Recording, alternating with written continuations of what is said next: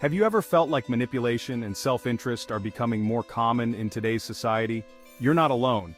Now, I'm not one to jump on every trendy bandwagon, but this Jezebel spirit thing, well, it's got folks talking. And frankly, there are some real-world behaviors we're seeing more and more that fit the bill. Look, people have always been capable of selfishness and using others, that's not new.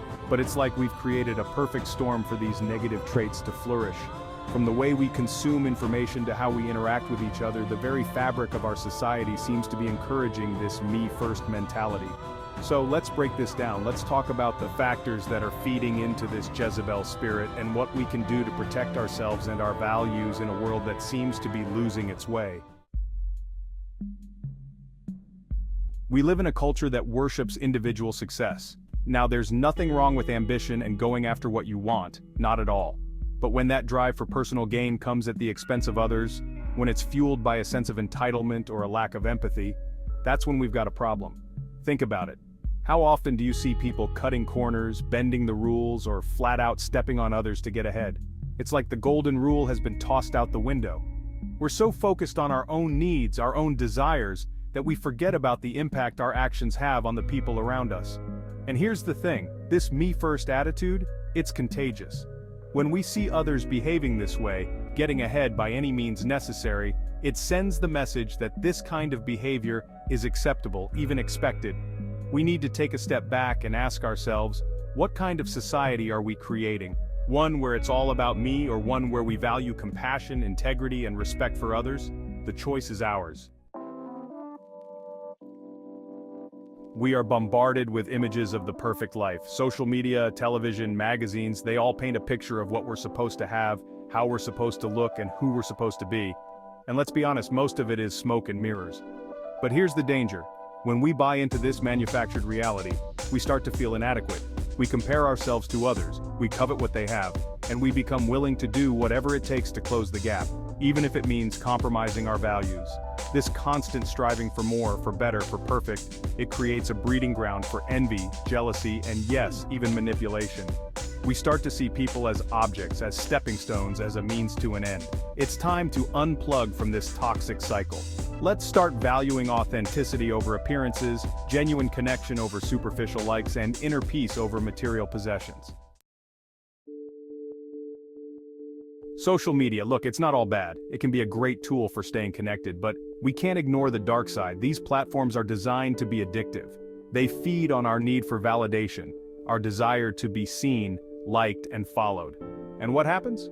We start crafting these online personas, these curated versions of ourselves that are more about racking up likes than reflecting who we truly are. We become performers in our own lives, seeking approval from strangers instead of connecting with the people right in front of us. This constant need for external validation, it's exhausting, and it can lead to some pretty unhealthy behaviors. We see people exaggerating their accomplishments, fabricating stories, even resorting to outright deception, all for a little bit of digital attention. It's time to log off and tune in to what truly matters. Let's focus on building genuine relationships, cultivating self-love, and finding our validation from within, not from the fickle whims of the internet. Chapter 4. The crumbling foundation of community. We used to look out for one another. We knew our neighbors, we supported local businesses, we shared a sense of community. But somewhere along the way, we started to drift apart. Families moved, technology isolated us, and we became increasingly disconnected from the people and places around us. And with that disconnect came a loss of empathy, a weakening of the social fabric that used to hold us together. When we don't feel connected to something larger than ourselves, it's easy to become self-centered. We start to see the world as a zero-sum game, where someone else's gain is automatically our loss. We need to rebuild our sense of community. Let's start by reaching out to our neighbors, supporting local businesses, and getting involved in causes we care about. We need to remind ourselves that we're all in this together. Chapter 5. Blurred lines, shifting sands. Look, I'm not here to preach about morality, but there's no denying that the values and principles that used to guide our behavior seem to be fading. Right and wrong, truth and lies, it's all become relative. We see politicians bending the truth, corporations prioritizing profits over people, and individuals making excuses for bad behavior. It's like we've lost our moral compass, and when there are no consequences for unethical actions, when people can lie, cheat, and steal their way to the top without a second thought, it creates a culture of cynicism and distrust.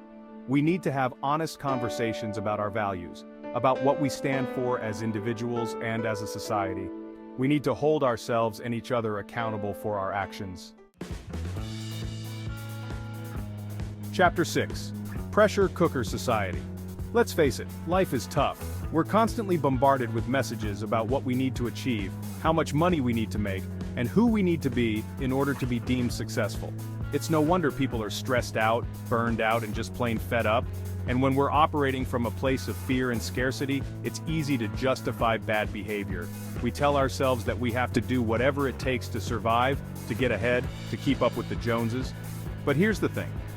True success isn't about material possessions or social status. It's about living a life of purpose, integrity, and connection. It's about making a positive impact on the world around us. We need to give ourselves permission to slow down, to prioritize our well-being, and to define success on our own terms. We need to create a world where people feel supported, valued, and empowered to be their best selves. Outro: Reclaiming Our Power. Look, this Jezebel spirit, it's more than just a catchy phrase. It's a reflection of some very real and concerning trends in our society. But here's the good news. We don't have to let these trends define us. We can choose to be different. We can choose to prioritize authenticity over appearances, empathy over self-interest, and integrity over personal gain. We can choose to create a world where these negative traits don't stand a chance. It starts with each and every one of us. Let's commit to living our lives with intention, compassion, and a deep respect for ourselves and the people around us. Let's be the change we want to see in the world. While the Jezebel spirit may be more of a metaphorical way to describe these patterns, recognizing these trends can help you better understand and navigate interactions.